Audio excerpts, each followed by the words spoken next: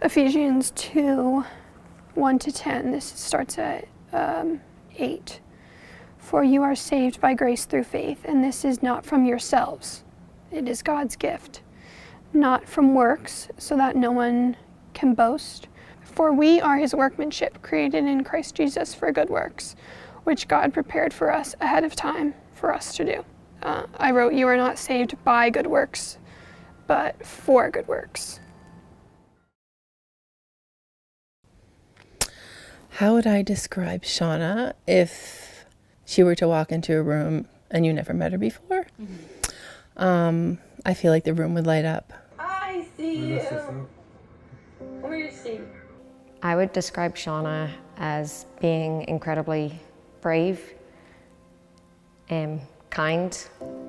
She's easy to talk to, full of questions, wants to get to know you. Beautiful. Curious, bright, determined, and always gives her best with everything she does.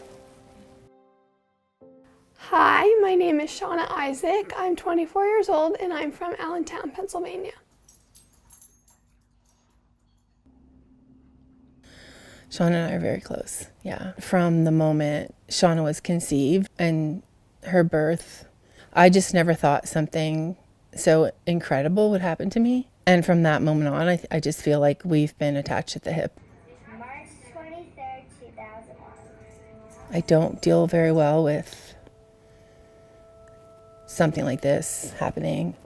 I am still processing it. So I feel like I hide a lot. I started PA school in 2022, and that was my didactic year. Just being in the classroom, like 9 to 5 every day was. I loved it, yeah. I was having like headaches all throughout PA school, and I thought that it had to do with my vision and like squinting to read stuff because I was studying all the time. August 30th, I'm looking in the mirror and I noticed that when I look this way, like there's no whites in the corner of my eye, but when I look this way, there's white here, and even more, like now I see 2 of the cameras. And considering I'm somebody who has 20/20 vision, like it was very like, what is happening? Like it did not feel right. But I just wasn't sure. I was like, do I go to Will's Eye in Philly? That's like the eye ER at Jefferson. I never would have imagined us having to go and take her to Will's Eye in Philadelphia. When we were walking in there, it was like really bad double vision. And like I still remember it. I remember like looking up causes of double vision like earlier in the day, and then while I was waiting there, and like stuff was coming up like thyroid eye disease and like multiple sclerosis, and I was like, oh my gosh, like what if I have multiple sclerosis? And that was like the worst that I thought. A doctor came in and he was just like testing my eyes. He left and like came back and was like, we have to have you get an MRI to rule out mass or stroke.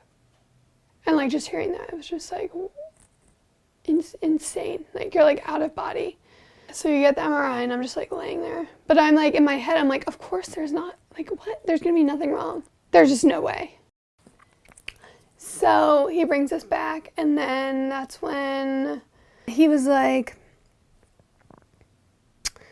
I'm sorry to say, but we found a mass.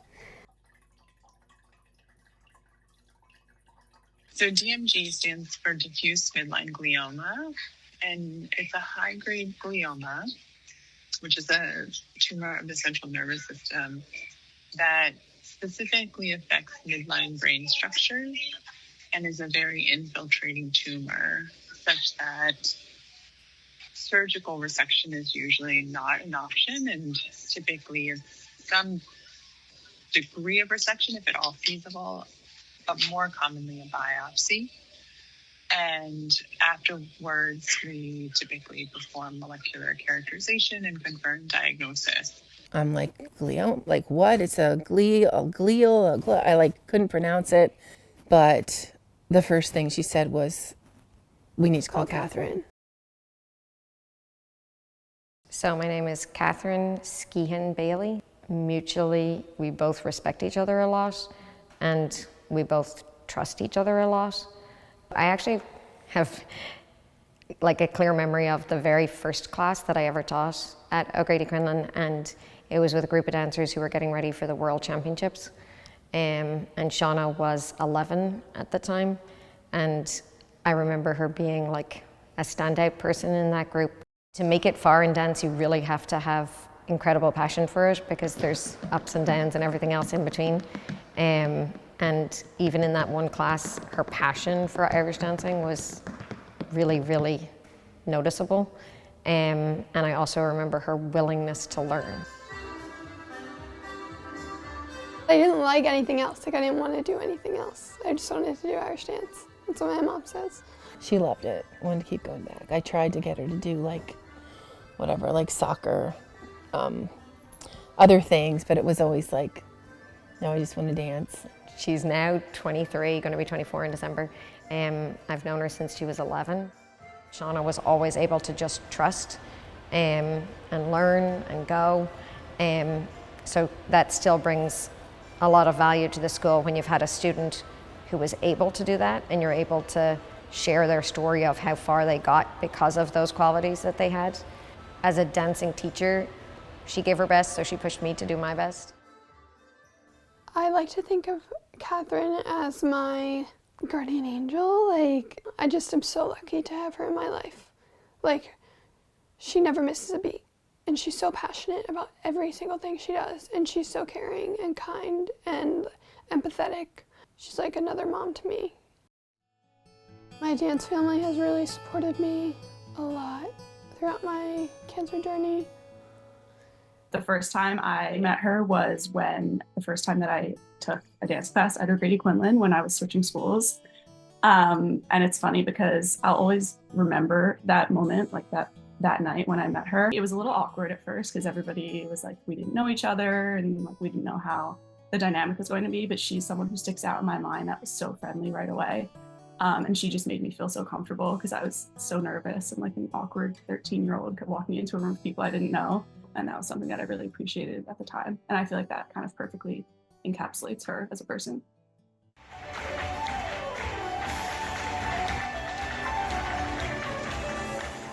Seana is very type A.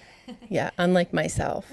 She took full reign right after she was diagnosed of like doing the research, finding the doctors, setting up appointments.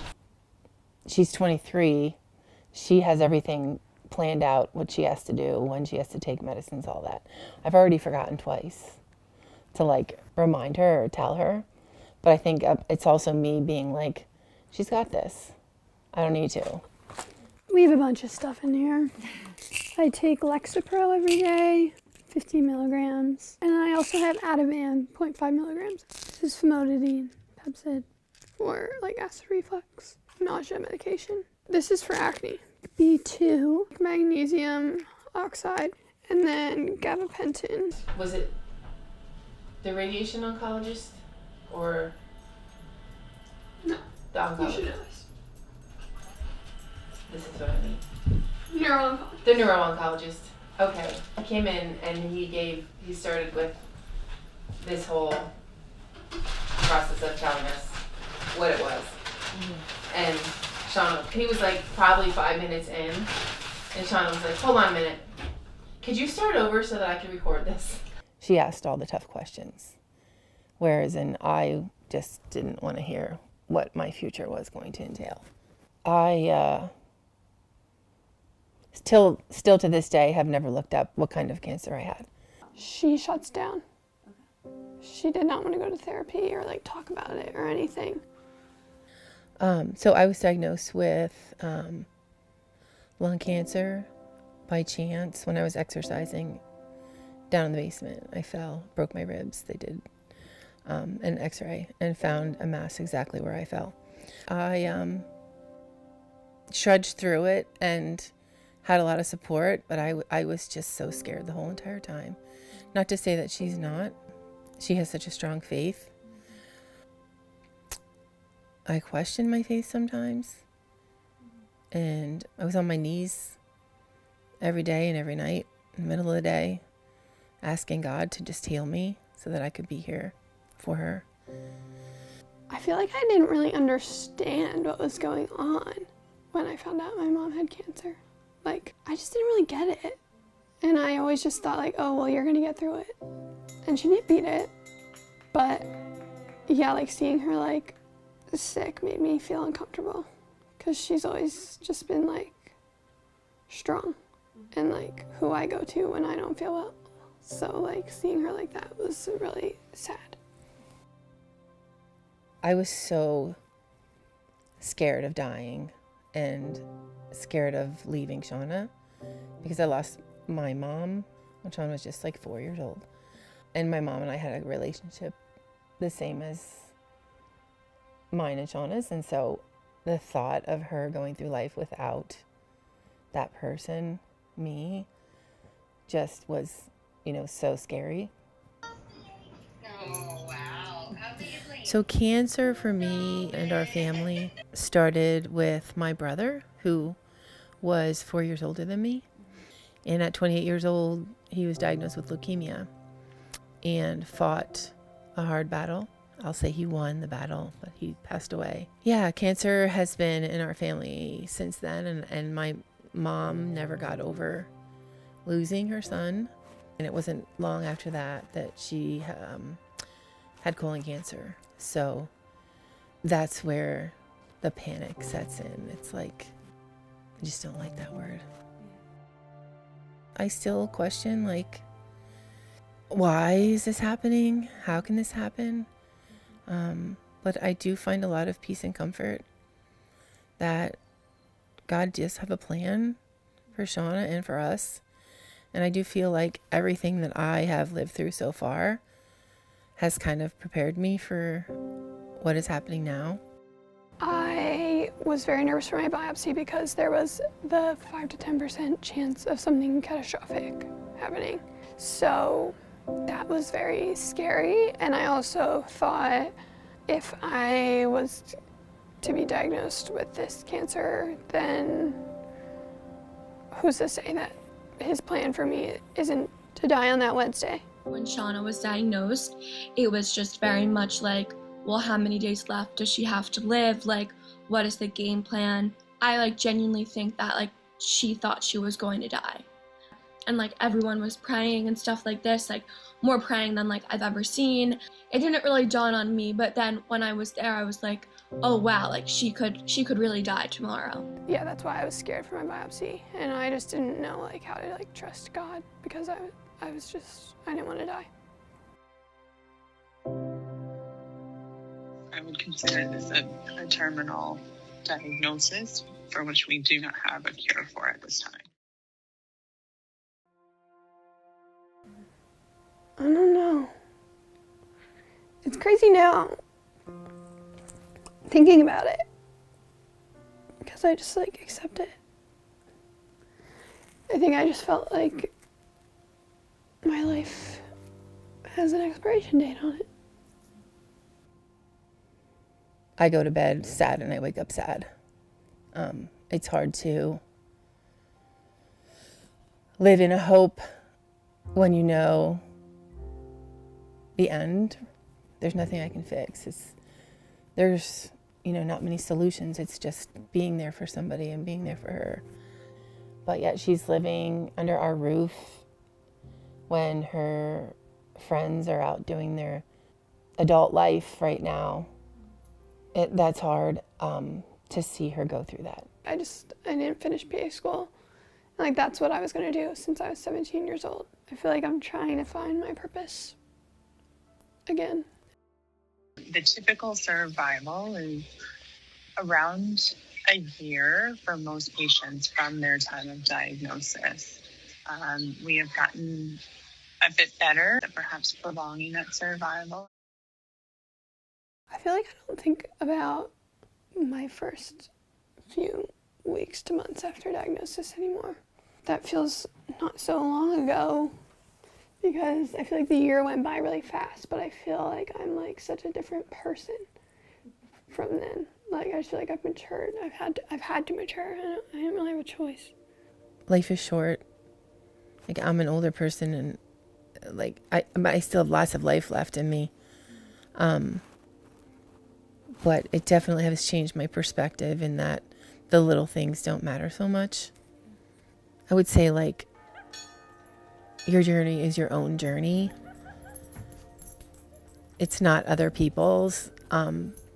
Like, don't compare yourself or what your child's going through with somebody else.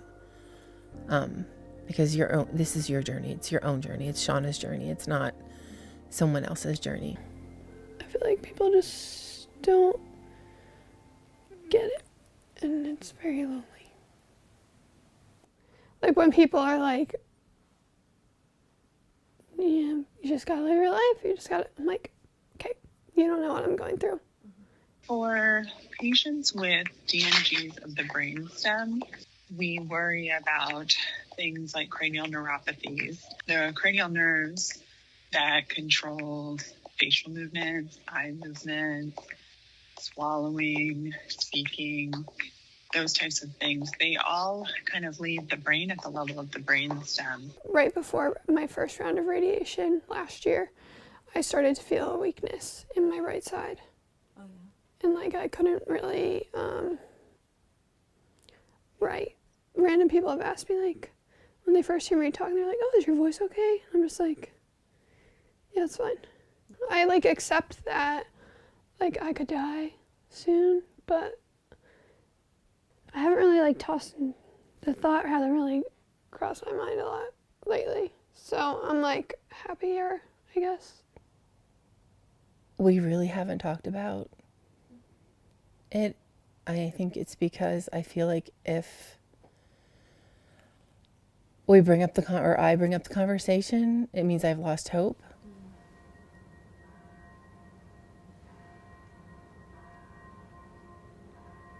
On Sundays when I come for an hour, it's like an hour where I think about my brain tumor, but like not really. It's more that I'm fine with it because I'm just here with God. I would say like probably at one point every day, like I think to myself, like I'm excited to go to heaven. And I think that really helps me get through this diagnosis because it is terminal and it's not like normal to pass away this soon in life.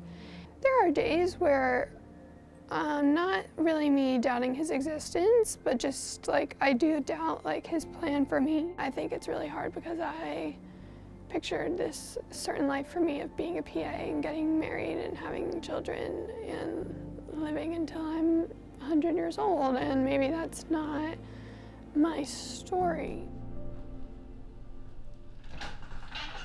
When she was little, I don't know if she introduced you to Bear at all. No. But oops, secret. We went to the grocery store, and she has a bear that she still to this day sleeps with. Sorry, Seana. And she left it in the store, so we were panicking, so we had to go get it. And Bear still lives to this day. I actually bought years ago a replacement bear, for that reason. So I have it in my drawer right now, like in a bag, because she always wanted to give that to her child. And Bear's eyes got chewed off and mouth by my dog. Oh no. But we have an extra. Yes, your mom. So I can give it to my kid one day, hopefully. So. Her healing mass was just incredible to turn around and see so many people, a lot of which I've never met before even. So it just felt like we weren't alone and it was going to be okay. Seeing people come to church for my healing mass, which was December 9th, I think it was, right after my birthday. That was amazing. Like just to see all the people that I love in my church, like that is like my home. And it was very emotional. We were all crying. Everyone in the church was crying. We were just holding each other and I was holding her and she's like bawling on my lap and I'm like, Seana, like this is all the love you're feeling right now. And like, yes, it's not a situation we want to be in, but like you can feel the love, you can see the presence of everyone, and that's what's bringing you to tears right now. Not the fact that you have cancer, but the fact that you're so loved by everyone. I just remember thinking, maybe this is what heaven feels like. Well, I don't really know how we started Exceptional Shauna. I feel like I came up with it though, like it's like Shauna, like Exceptional Shauna.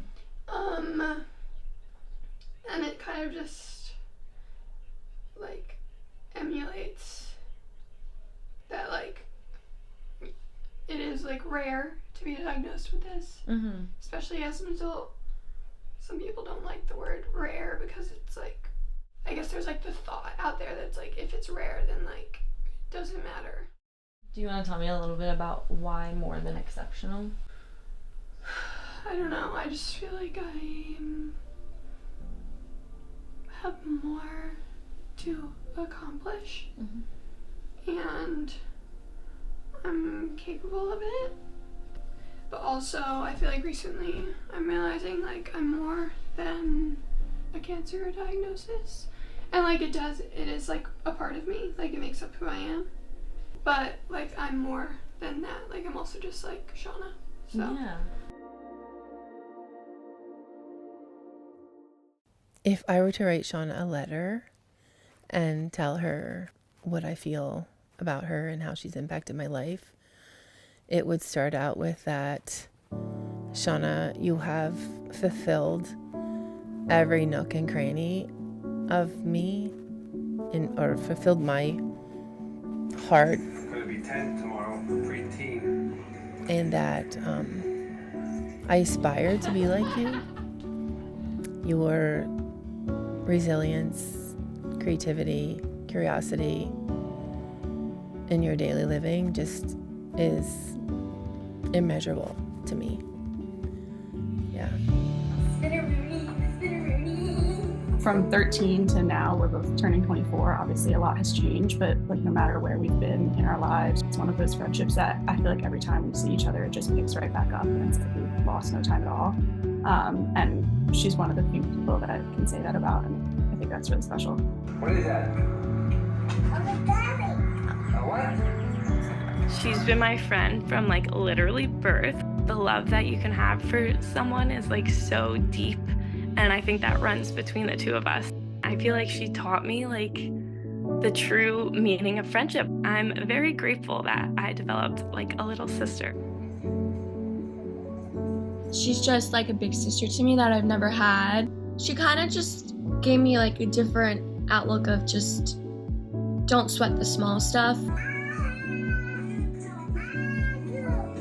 She is so inspiring, and I know everyone says that, but like at our age, we just go about life. We think about the most minuscule things. Meanwhile, I've just learned that my best friend is going through this. You have to just focus on being grateful and focusing on what makes you happy.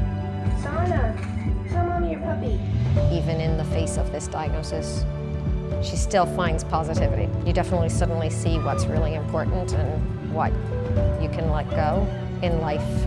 I definitely find it hard to let go, or used to find it much harder to let go of things, of wanting everything to be how it should be in my head.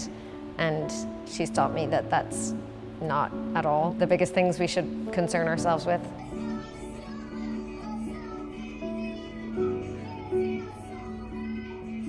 Shauna inspires me every day, and yeah, she inspires me to be a better person. Yeah.